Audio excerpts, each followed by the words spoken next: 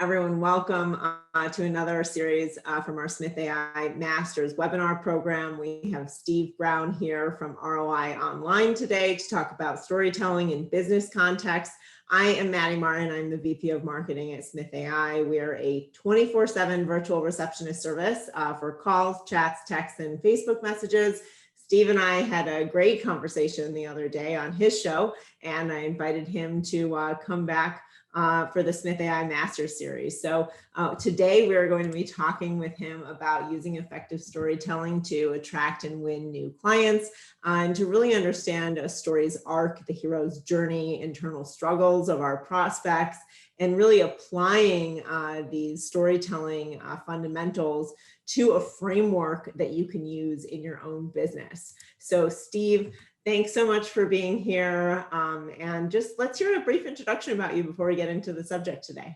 Yeah. So, I was turning 50 and I realized a couple of things. I realized that my second marriage wasn't going to make the corner. I realized that the job I was in that horse was going to die out from under me. And I had to do something. But there I was at 50 years old and needing to start over again. And I'd always been pigeonholed in the sales position. But what I was noticing was that messaging was so important. And so I started my agency. And it seems like the most important thing that I've been learning is that folks come to you, whatever your solution is, and they use the best words they know how to ask for you to help them. But I think what's really important is for you to look for the theme in those multiple conversations and start to understand what's the real question they're asking. And the real question leads to some emotional place that they're insecure about that they want to fix, they want to resolve. So in my case, I was getting this request often. Hey, Steve, I see that my competitors have good online presence. I think I need a new website. I think I need to show up in a search, and I think we need to do some social media. But when the light bulb finally went on for me, it was like this, it's like those foreign language movies where their lips are doing this, but the subtext is this. And this is what they were saying. Steve, I've tried this before. I need to have something to show for my investment of time and money. I'm not really confident that what I'm asking for is right. I need someone I can kind of trust and that can lead me through this.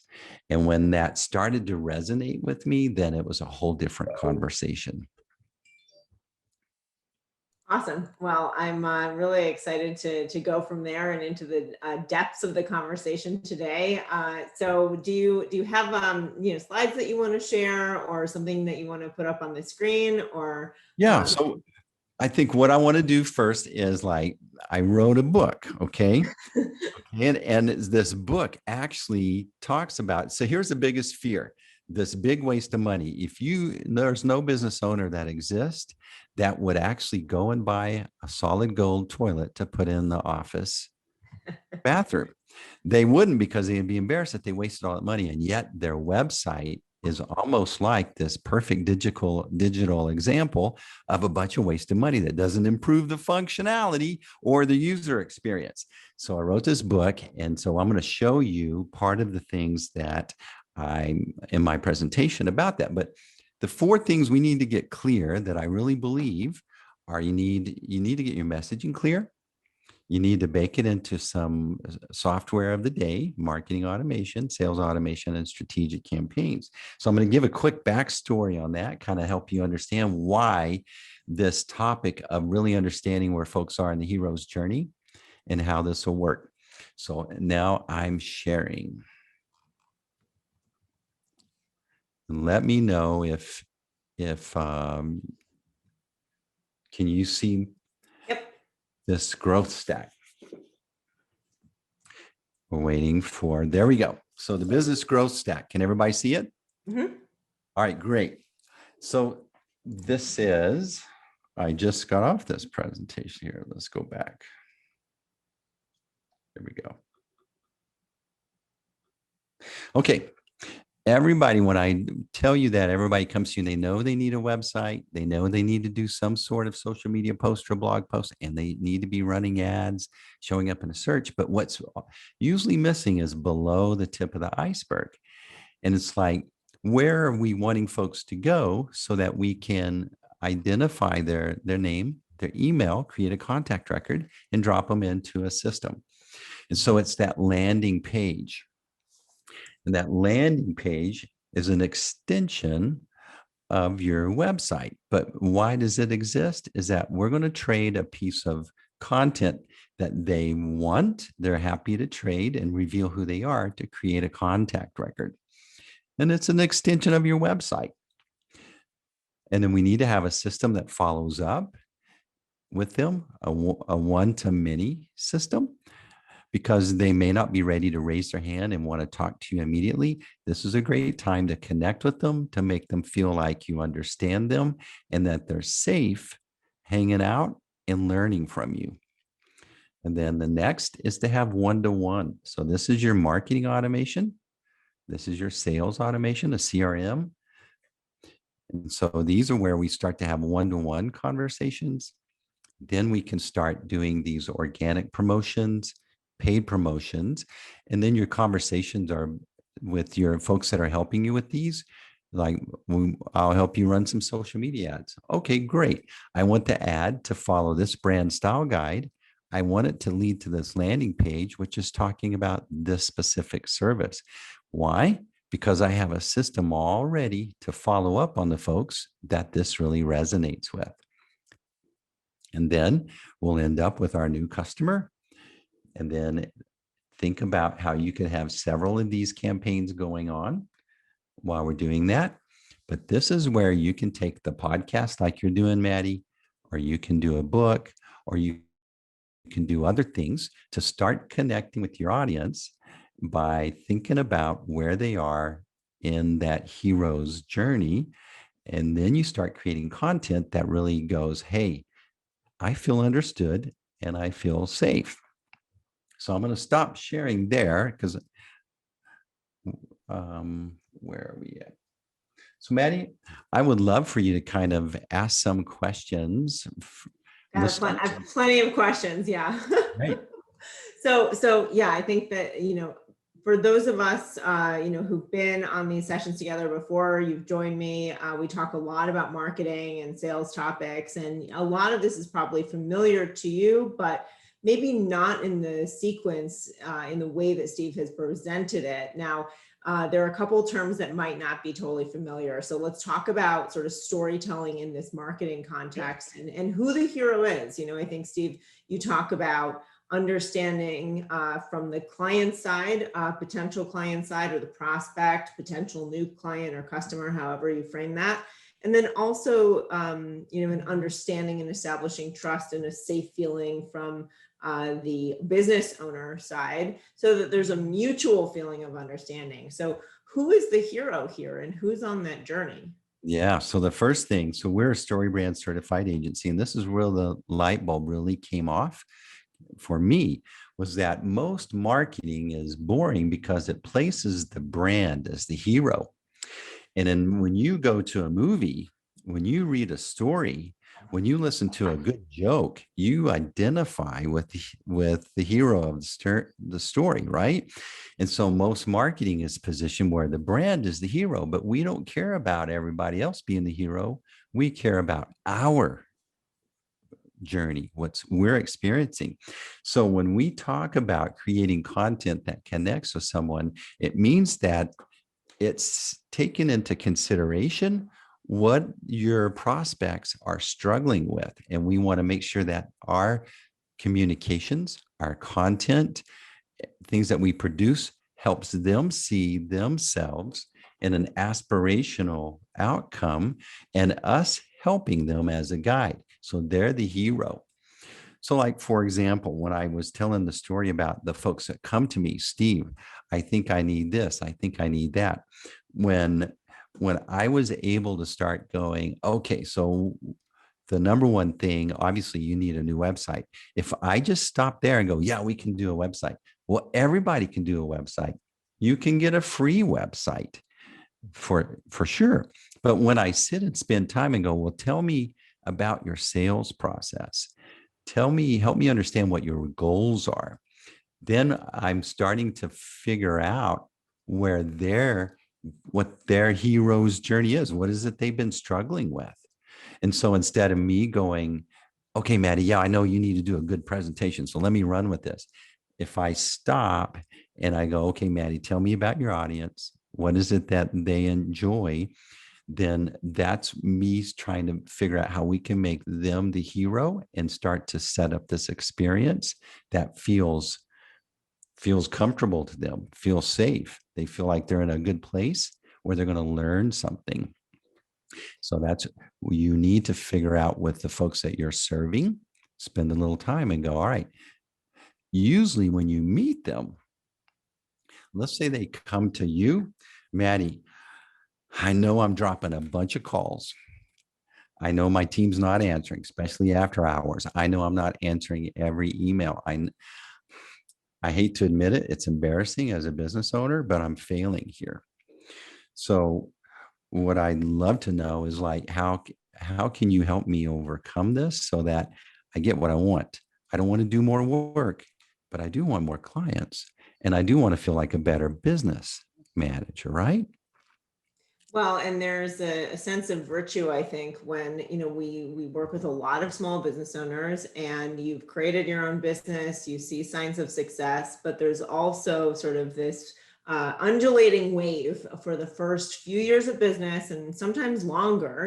Maybe the waves get spread out more, but one of the things that we often see is this control dynamic change. So that can often lead to a lot of uncertainty, insecurity. You didn't go to business school often. You went to law school or school for finance or a trade school. You learned from your, multiple generations in your family, your trade, who knows?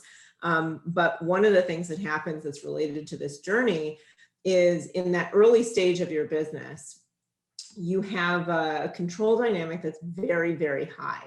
You are setting everything up. It's to your spec. You're building a home from the ground up and everything is with the materials and the process and the size that you want. But there comes a point where you cannot be that bottleneck, that key decision maker, the one who is delivering service, bringing in business, making it rain, setting up all of the documentation and systems, and then also, carrying on the service and marketing and creating that sort of viral growth that is going to sustain you to actually pay your bills at the end of the day and maybe a little left over. So what happens is you've gotten so comfortable with this control dynamic that's immediately very sort of endorphin rush beneficial, right? And it's giving you all the good feelings. You have a sense of strong energy before that fatigue might set in, but then also before that sense of oppression might set in, where you have this overwhelming feeling of decision fatigue. There's too much on your plate, and yet you're reluctant to hand it off because so much of the foundation of your business is built on, it's hinging upon that control dynamic that you've set up. So often what happens in understanding that you need to have that conversation with your clients, well, who could possibly do that for me? I'm the one who understands how I can best serve my clients. And there's a false bottleneck there that you might put up as a front to say, no, I must talk to every single client. I would rather that they go to voicemail and I call them back in the morning than someone else do it for me. The problem is that's growth limiting. And often when we look at the most successful businesses, their failures are not in handing off too much, but their failures and sort of the stalled growth is from not handing it off soon enough. And a lot of it comes down to documentation, to process, to building values and vision. So at Smith.ai, for example, we've grown very quickly, but one of the very first things that we do is not give a list of tasks to a new hire, but talk about values and culture and understanding of who our clients are, what they expect from us, and what situations they are normally in. And Steve, I'll tell you, I went through an exercise the other day where I went through 100 different reviews of Smith.ai, and I process them through a common word identifying platform, right? So I just was able to pull out the keywords and phrases, draw on the commonalities, and as a human being with a brain, do a little bit more than the technology could do for me alone. So, maybe some synonyms I can combine into one. I got 15 common reasons why our clients are hiring a receptionist service, and that's us. And then it gives you a little seed, a kernel of an idea of why people are going to be approaching Smith.ai, what stage they're in, what need drove that, because that was a question on the review site platform that was asked of them. And I was able to draw out that information and sort of aggregate it. So if you think about that, Maddy, this is beautiful, because here you got a control person that's an entrepreneur. An entrepreneur is just going to figure out no matter what. It may be messy. We're going to scrape some knees, but I'm going to do as much of it. We're just going to make it through. What happened where they go, oh my gosh, I'm finally admitting I need to let go of this. Something happened, and it made them confront this little thing they were ignoring. If I'm going to go get bigger, if I'm going to be a better business owner, manager, more profitable, I have to admit I'm not the best one, but I'm insecure about how to approach it right. I need some help. That's hard for a business owner to admit. And so they may say things like, I'm wanting to be more profitable. And then whatever that word cloud ended up being. But if we think about the hero's journey, there's two of them. There's the external journey. I need to accomplish and save the girl. But there's an internal journey. I'm not sure if I can pull this off. And that's where the emotion and the connection, and that's where you make me feel like, oh, you get me. But it's not like me going, no, Maddy, I know you're real insecure about this. Okay. It's not that. It's more of going, Maddy, I worked with someone like you, and here's what they were facing. They had gotten to a point where they realized that the organization was getting out of control and they needed to delegate more. And so one of the areas that was like a real easy win was to set up an answering system. And all of a sudden, we had information not falling through the cracks. And I could sleep better. I was having to answer calls after hours. This conveys, wow, Steve, you've been in my shoes. You understand me. Okay, I can see where I could have benefit from this. And there is a lot of sort of storytelling where there's a common ground or there's a metaphor that you might use, but you'll never get to that choose your own adventure sort of storytelling if you don't ask questions first. And I think that's maybe the number one thing that sticks in my brain about where is that hero's journey? How are we crafting the story? There is so much projection that a lot of salespeople or business owners put upon their prospects before they've even asked one question. And it doesn't count to ask questions in a web form where it's what's your name and number and email and a huge blank box that says, tell me about whatever it is you feel like writing in this box that relates to my business or not, right? And often just by asking a question, what brings you to our business today? Why are you reaching out? How can we help you? What legal services are you in need of? Or financial services, home services? We're a remodeling company. What is it that you would like to work on? Opening up that channel of communication with just a question will give you the information you need to fill in the blanks of that initial story or the steering or which of the stories that you have in your arsenal that you're going to draw on to convey then and say, let me tell you about a client who I talked to who was in a similar situation to you and the experience they've had. They've had 15% net new leads from chat because they didn't realize all these, people weren't even going to call no matter how big and orange you put your phone number on your website. So there are paths that you can turn down with a story. And the biggest, misconception here with storytelling is that you're going to hone a single story and try and push every new prospect into that single path. it's really having a few, on call in your arsenal, and how can you best identify early which sort of path you're going to go down. Is that in alignment with your principles? Yeah. So I think the first hurdle you need to get is like when you're asking the questions, you need to be able to listen. The trap of average salespeople is they stop listening because they're waiting for what they're going to say. I know what you need. Okay. I got the solution for it. I know what you need. Remember the last time your spouse or significant other, when you said, you know what you need to do? Remember how that went over with you? Right. And that's what we do when we jump the gun with our sales process. So the first hurdle you need to do is be able to repeat their story back to them. Okay. So if I'm going, all right, so Maddy, if I understand correctly, you started this business in here, and this is, and so tell me a little bit more about this area here. Okay. So then am I understanding? And when they say yes, you get it, or that exactly, or that's right, they just relaxed, they trust you, and now you have permission to tell them a similar example of someone else that was in a similar position, but yet had this result. And then be quiet, and they will start to ask you the specifics you need to discuss. Instead of you guessing, then you go, so with Smith.ai, we did this, and this client was in a similar industry. They had about the same amount of people working for them, but they were able to grow revenue by X by not adding on one new person. And then you stop. And then they ask you the questions that they want to know the answers to. And that's where you get to spend the best time. But keep in mind, there's an internal journey. And all they want to do is they don't want to make a bad decision. They don't want to waste money.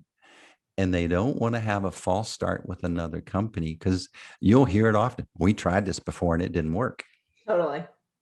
So tell me more about that, because the last thing I want to do is stick you with the same option. What was going on? Instead of going, well, we're better because we have this technology. Maybe I don't like technology.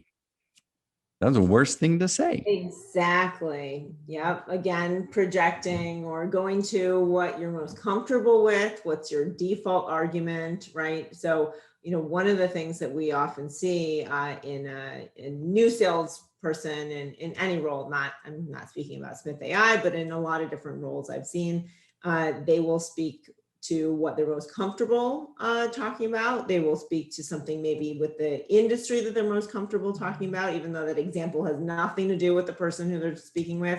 And it might be very hard if your business has been in one industry and then it branches into others, and you really have to remember, don't reference that industry where you're in 80% of those, that business.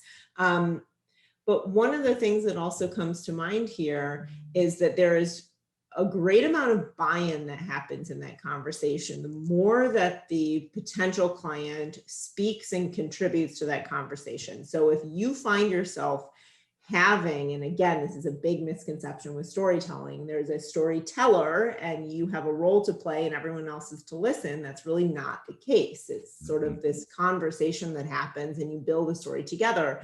And what I mean is, if you've ever had a sales conversation where someone is telling you all the benefits you're going to get without asking questions and without having a dialogue, you get off the phone and you were sort of in a tornado. You're like, whoa, I'm really, really, really into this business. I need this product. This service is going to solve everything. Man, if I get that CRM, my business is just going to take off. And it's like, well, how are you going to use it? And do you have these other components? And are you leveraging all of those, elements of that CRM? Or I need to switch to this phone system. My friend's using it, and I talked to their salesperson. It's going to change everything. And then sort of the wind goes down. They're just parroting, what that sales conversation was.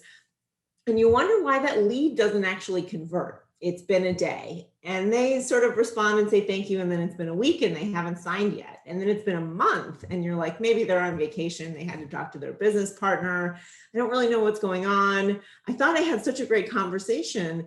Oh, so how did they leave it with you? Well, I left it with them, ball was in their court, I said I would send them the documents. Oftentimes what happens is, you have too much control over that conversation. You don't have enough buy-in and dialogue, and then there isn't actually the connection. There's an immediate spike in excitement because you're very good at building excitement and engagement, but you don't actually get that mutual buy-in because they're not conversing with you. They're just being almost entertained by that conversation. And once the initial entertainment dies, then you sort of understand if there's an enduring value or not. And often the more they contributed, the longer the enduring value and the more the conversions happen. So one of the ways that I like to pull out their story, there's a great book by Michael Bosworth called What Great Salespeople Do. And in there, they talk about storytelling. And one of my clients is their story seekers, and they talk about storytelling. And you're right, you're starting to hit on that with the storytelling. We think the biggest mistake with this using story in sales is think that we're supposed to tell a good story. But no, we're supposed to build a good story. And so one of the ways to do that, if you think about the 7 parts of a story, is we meet a hero who wants something, but has a fear, okay? And then they go along, they meet a guide, someone that's going to give them some good advice, and they have a desire for a transformation. What's that transformation that they see in their mind? Why are they risking this? They want to get somewhere. And then there's the success part. What does it look like? And so what I like to do is draw a grid on my notes while I'm taking notes during a conversation. So the hero wants something. So I have a wants box. And when I hear them say, well, I wish, we're wanting, we need, okay, that goes in the want box. But also what I'm listening for is the struggles. Sometimes you'll hear them say, we tried this, but it didn't work. Or this was like a disaster. Or this is what I've been wanting to do, but I just don't see how I'm getting there. That's their struggles. Okay. And so now I'm able to start going, and now tell me what your goal is. Well, they're drawing that picture in the future of success. That's their transformation. And so really quickly, I can go, and I also write their jargon, their words. Okay. And so if I'm listening to you, Maddy, then I would know, all right, I know that. So let me understand, you want to do this, and maybe I'm using the jargon to convey that I listened to that part. But here's the piece that you're looking for help with, this area and this area. But let me make sure you're going here. And then they'll go, yes, that's right. And then I go, okay, so here's an example. What questions do you have for me? And then we can spend time on all the stuff. But when I answer those questions they ask, I'm using their jargon, and I'm making sure I'm weaving in their wants and their struggles and their aspirational or their transformation. I'm helping them see how that gets them there. I mean, that really crystallizes how to take close and careful notes during a sales conversation too. How do you identify the way that the story is unfolding? It's very hard in the middle of a conversation, especially when you weren't trained as a salesperson, to be aware of both things at the same time. It's like when you've first spoken on stage, you're not thinking about your content, you're thinking about your stage presence, right? And there is a sense of stage presence, especially in the last year when a lot of us have started doing Zoom, consultations instead of in person. You're not in your office, you're not in your domain. Here you are as equals, just equally on video. So if you're not comfortable with this process that Steve is identifying, practice it. There's no harm in, going after some of the leads who are not necessarily the best fit, to have that conversation with them and to know that if you lose that business, it's not the, gold star client that you're praying and hoping to have more of those conversations that are, 7 out of 10 quality leads and not the 10 out of 10, top quality leads. There's nothing wrong with that early on if you need to just get more conversations under your belt, because it's much different than having the fake conversation. If you and I were to play, the roles of business owner and lead, we're not going to try as hard as we would if we were really in a real conversation. So you end up feeling it. Even if you don't really want that lead, the business owner in you is going to try much harder in that scenario. There is a lot about practice here that plays a huge role in taking those careful notes. You'll find that maybe you skip a step sometimes, but that you get better at it over time, and just be gentle with yourself. So, we're getting a little bit into sort of the prospect's journey and internal struggle. You talked about struggles in your note taking. So, how do you identify that struggle if they're a little bit reluctant to share it with you? Maybe they have been burned in the past and they're just not that open to disclosing things. They're a little bit more closed-lipped. They are distrustful of salespeople. We've seen this all over the board. Home services professionals, like, I've got to do AC in my house. Yes, it's June. Yes, I'm late to it, and I'm going to pay out, the rear end to have AC put in June. But am I very skeptical about the prices I'm going to be quoted? You bet. Am I going with the sales, person, the service provider who is going to demonstrate the best expertise and the understanding of what works best in my home? Yes, right? Because they're all going to be expensive at this point. So who am I going with? Now, how do you sort of identify that struggle and then craft the rest of the conversation as much as you have control over it to influence them at that stage in the product or service buying decision process? Yeah, remember that time you were in a restaurant and it was busy and you had ordered something and they brought it and there was one thing they didn't bring. Okay. And you asked the waiter or the waitress, would you bring it? But they didn't. And you're sitting there and you're looking and you're waiting and you're waiting. And then someone else that works in that restaurant sees you and instinctively knows you need something and comes over or immediately goes and gets it. How did that make you feel? Important. Yeah, it made you feel valued, right? So you're out of those vendors, you're going to go with the one that understands you. That person in that restaurant scenario understood you. Okay, immediately felt it. So as a salesperson with someone that's going to be a little bit reluctant to share with me, I have the advantage of all the previous conversations I've had with people. I can start to discern, but I can ask a question to confirm that. So it's like, so I'm wondering how many other vendors that you've talked to and what is it in that process that you're not happy with? And so, and then they'll say whatever, they'll start to go a little bit closer. I can ask another clarifying question. So maybe Maddy, you said, oh, I'm not sure about whether I should get a train or whatever, another thing.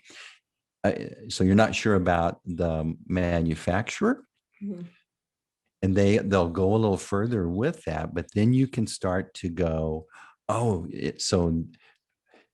is it more that you're concerned about how long this will last, or is it more about immediately your financing? I'm starting to build trust and understanding with them, not in a way that's I don't want to manipulate them.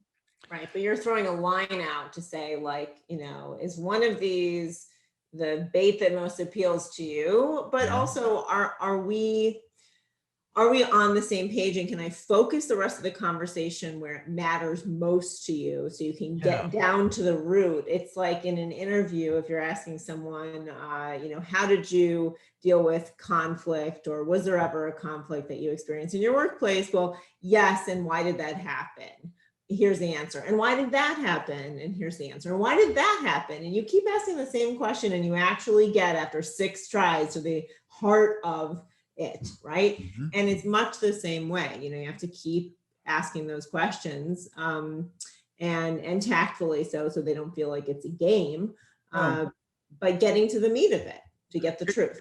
you're just being their friend because look, if they feel like if this is not for you, I'm going to tell you because I don't want to stick you with something that you don't need.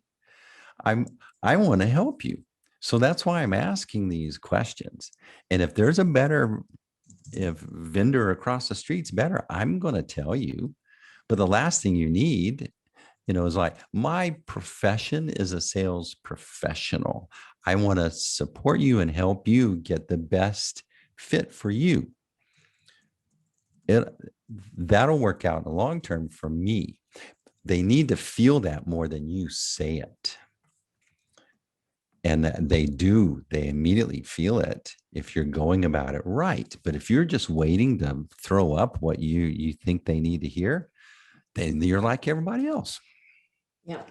Yep. So we have a question that just came in, and I think it's a great one. And it gets to sort of where the conversation is going, which is the application of this more than just in the initial, sales conversation. You got someone on the phone, that's a huge opportunity.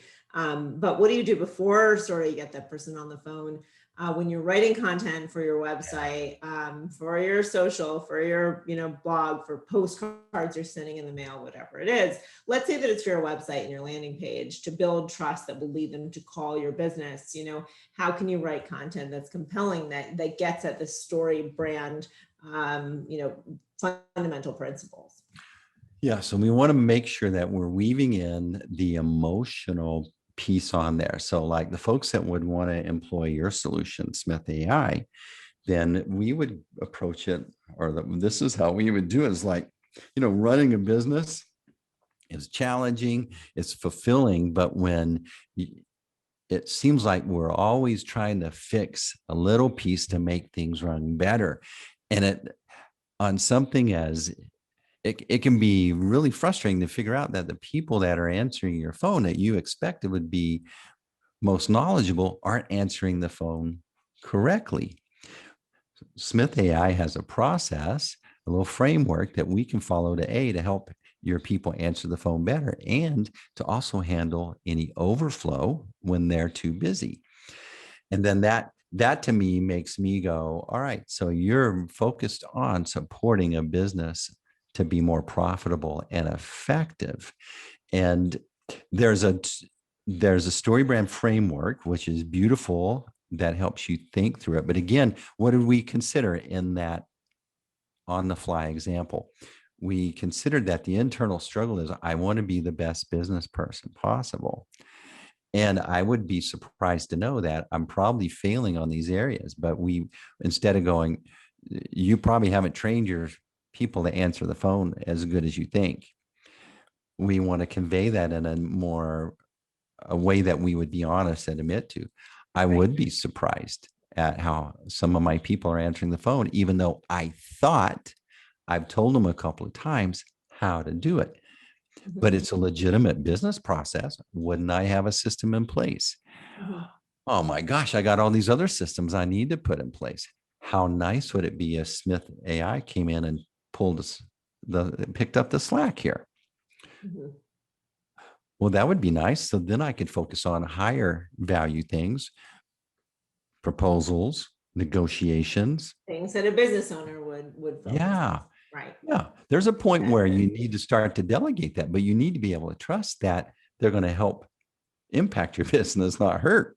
Mm-hmm. And there's also a hierarchy of needs, right? So you're not going to do those other higher order things for your business until you get the fundamentals right, or you're buying the golden toilet, right? And we often see people who are spending a lot of money on advertising, and they will come to us, they have call rail set up, they have all these, systems, every event tracking is perfect. Their software is dialed into a T, they have their funnels, but they don't answer the phone. And it's like, well, all of this setup, and then there's nothing at the end. There's no pot of gold at the end of the rainbow because you cut it off, right at the front where you don't pick up. And then that person who you spent money to get to call you is now calling your competitor, and they're going to go with the majority of the time the person who picks up the phone first, the person who answers first, the person who has chat, the person who responds to a text message, because businesses do that now, time to wake up. And the problem is, like, they don't get to experience your distinguishing features that you've talked about in your website copy, and using the client's language and all these testimonials and all the other things that help to reinforce and support that story that you've built with that language. So-and-so says this too. So-and-so's processes were helped. So-and-so is more profitable. So-and-so is not missing leads anymore. And you hear it out of their mouths. You never get to have that conversation if you don't pick up, because they won't answer your calls. They've already picked a service provider, right? Or a product or whatever it is that meets their need. So you don't get to show off any of this skill. You don't get to have even a consultation if you don't answer up front. And that's much the same way as, like, are you present, and is your brand setting you up properly for the expectation of what's going to be on your website, what's going to be on your Facebook page? Is there congruity? Is there congruous, like, language used across all of your platforms too? You're asking about your landing page. Are you as a system looking at your language, or did you forget to tell your social media manager also? And did you forget to tell your designer that this font conveys it the best with the language that you're using? Those things end up being secondary, but also important. I think that also, like in the Smith.ai example, it's like being able, if I was to say to the business owner, look, we're going to help you honor your prospects' time. Prospects' time is valuable, and we don't want them to waste any more time getting where they might get frustrated and go to your competitor. Mm-hmm. So what we're going to do is we're going to help you grab them immediately, because you and I know that if we can respond in just a matter of seconds, mm-hmm. the chances of connecting with them and bringing them on as a customer goes way up. Mm-hmm. Well, we didn't discuss any features. We didn't discuss any technology, but what we conveyed was, I know what the most valuable piece to you is. The sooner we talk to a prospect, the better. That it's that simple. But it's their time, your prospect's time is valuable, conveys so much more. But we didn't talk any technology. It's assumed, it's expected. It's like low bar stuff. Right. And they can peruse all the features and the, different costs and plans on your website if you have your pricing available. And if you don't, you're equipped to talk about that. If they're interested enough to talk about those things, Steve, the features, the plans, the pricing, the add-ons, then you're already in, right? Mm-hmm. So let them ask for clarification and those additional details. That's buy-in. They're contributing again to that conversation. Great. The main thing is to align on their goals. And if you don't see that connection there, where you're hitting that mark on the head, then you'll never have that discussion about pricing and services and terms, etc. I do want to give on that content question, there is a tool, and I'll be happy to share it, but there is a tool that can help you. The biggest challenge I have writing content is writer's block. Okay. But if I can get past that, then I can dial it in and tweak it. But it's like getting that writer's past that. So I'll put it off. I'll do it tomorrow. I never get around to it. And so there is a tool that I'm happy to share if you guys want to talk about it, that just makes that easy. I think I know which one they are talking about, but will you share it with us and we'll see if it's the same one I have in mind? Yeah. So it's conversion.ai. Okay. And there's AnyWord also, which is it's similar. Yes. Mm-hmm. But in that conversion.ai, and I'll share my screen if you want me to, that's your prerogative. There are templates, and I have a link, a special link that'll get you credit. Oh, okay, but that's okay. Yeah. But I'm going to pull it up and just do an example. So let's get my screen ready. Here, clear inputs. Okay, so now I'm going to share my screen and just show you, they have these templates that make this part super easy. So they have what's called the oldest marketing framework in the world: attention, interest, desire, action, or problem, agitate, solution. This problem, agitate, solution seems to really nail the story framework for me. So if we go to Smith.ai and just grab a little bit of content here. Here we go. This is good. Okay. And we put it in here.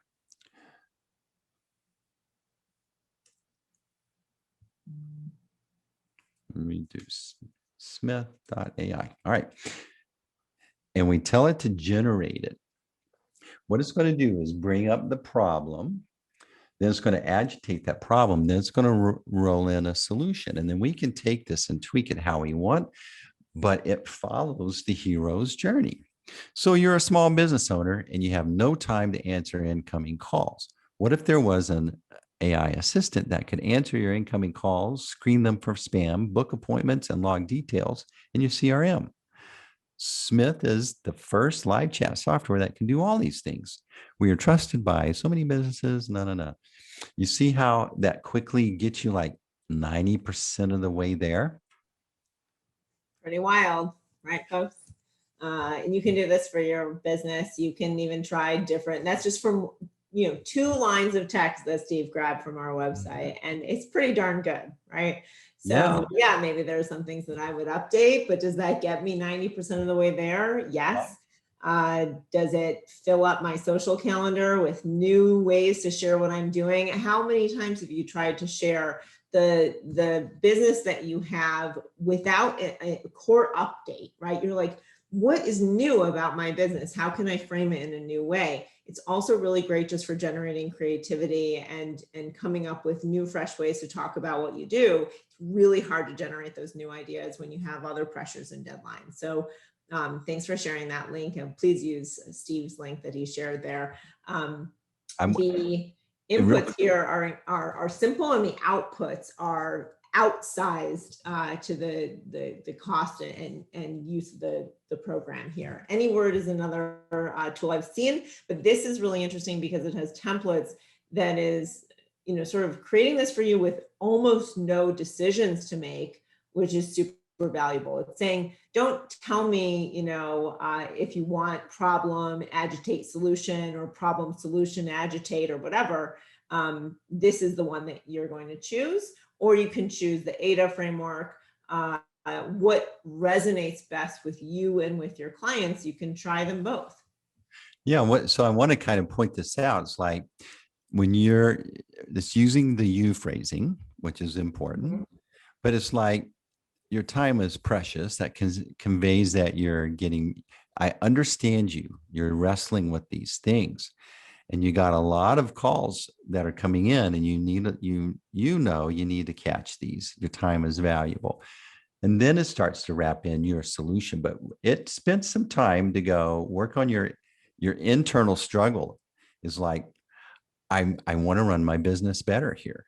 I want to do good. I've invested a lot in my company, and it would suck to be dropping a ball on something as simple as being really good at connecting with my clients when they do reach out. Pretty incredible. So there's a lot of different templates that are there, and you can also change the tone that was set as persuasive. It can be along the lines of what you're comfortable with. You don't have to change your tone for your brand because conversion.ai tells you to, right? I mean, you still have a stake in this game, but did it get you past that writer's block? Did it get you onto that task? You're doing a conversational ad on LinkedIn, for example, and you don't know how to start out a cold outreach. Well, you have to start somewhere, like what's language that's reasonable, that's not going to get you a, angry message back. Well, that seems totally reasonable to me, right? It's warm, it's connecting, and you could add more personal touch points, or I found your information because, but that gets you a lot of the way there. So, Steve, we've only got 9 minutes left, and I really want to start to wrap up and give you an opportunity to talk more about how other business owners could work with you directly, and who your clients are typically, and what services that you provide. Yeah, so thank you for that, Maddie. I appreciate it very much. I do want to plug one thing. My friend, and this is a book is relevant to our conversation today. So my friend Catherine Brown just launched this the other day. This is like #1 in Amazon on sales, but it's How Good Humans Sell. And it's going to help you answer a lot of the questions that we touched on today. But she's a story brand guide as well. So those that get that book, good for you. And then, so who do I work with? I work with progressive minded business owners that are realizing that they really need to get their act together online. They see their prospects are expecting it of them, their customers and employees. They need to have their website, their platforms being graded against all the big brands, Starbucks or Target or whoever. When they come and experience yours, they're like going, and they get frustrated and move on. So we help them get their messaging clear, bake it into the marketing automation. Typically it's HubSpot or ActiveCampaign. And then we help them design strategic campaigns. We have the ROIuniversity.com I just launched. It's in soft launch. Okay. So the ROIuniversity.com, I'm building a community there for folks that are this audience, for example. It'd be a great place to meet others like you, start to get dialed in. I just had this conversation with Michael Haig. If you don't know who Michael Haig is, he's the grades screenplays for Hollywood stars, but he's got a great book on how to use Hollywood story in business. But anyway, we're going to do a class on the ROI University coming up soon. He's rolling out a new course. So I'm excited about that. Things like that are going to happen in the ROI University. So please make yourself at home. We're going to be ramping it up. We're just getting moved in, dusted off, but you can bring a dish over, have a little housewarming, whatever you want to do there. So we want to teach. We've got a pit stop. Let's say you're not ready to have someone else do it for you. Maybe you just like to talk to someone that's a project manager, maybe good at story brand, maybe that's good at marketing automation, and you want to bounce that off. It's called a pit stop. You come around once a week.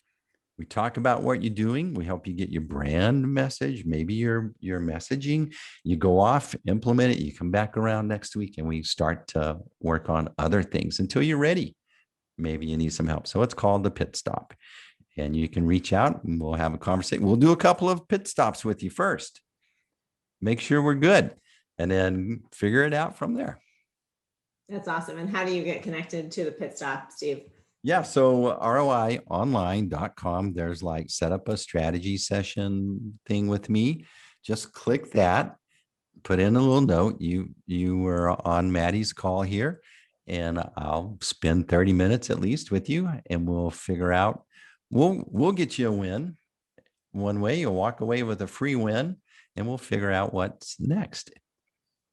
Awesome, Steve. I love that. Thank you so much. And if you haven't, please do listen to the ROI Online podcast. It's a really great show. I had the pleasure of being on there with Steve, and thank you again for hosting me on that. Yeah.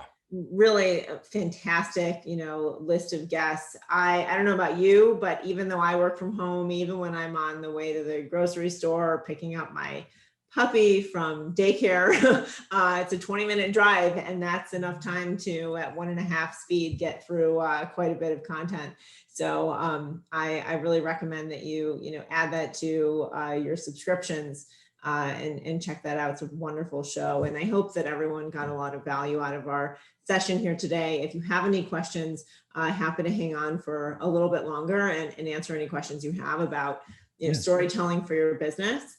Steve, in the meantime, is there anything else that you want to close out with?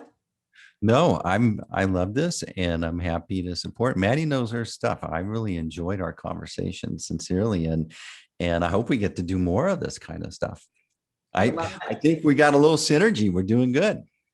Absolutely. Well, we have a little practice too, right? Yeah.